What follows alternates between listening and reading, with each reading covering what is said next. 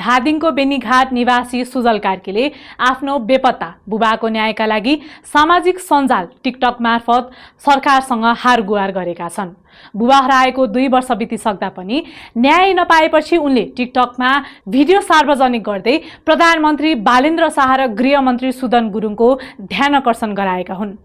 प्रहरीले अनुसन्धानको क्रममा बुबाको हत्या भइसकेको जानकारी दिए पनि अहिलेसम्म घटनाको सत्य तथ्य बाहिर नआएको र दोषीमाथि कारबाही नभएको सुजलको गुनासो छ। लामो समयसम्म न्यायको पर्खाइमा बस्दा परिवार झन पीडामा डुबेको उनले बताएका छन्। घरको जेठो छोरो रहेका सुजलले पारिवारिक जिम्मेवारी र आर्थिक अभावका कारण 12 कक्षापछि आफ्नो पढाइ समेत रोक्नु परेको छ।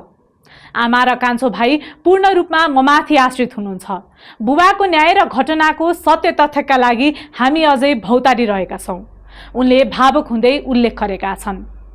नयाँ सरकार र गृहमन्त्री फेरिएसँगै सुजलले रुटिन अफ नेपाल बन्द र प्रधानमन्त्रीलाई मेन्सन गर्दै आफ्नो परिवारलाई न्याय दिलाइदिन अपिल गरेका छन्।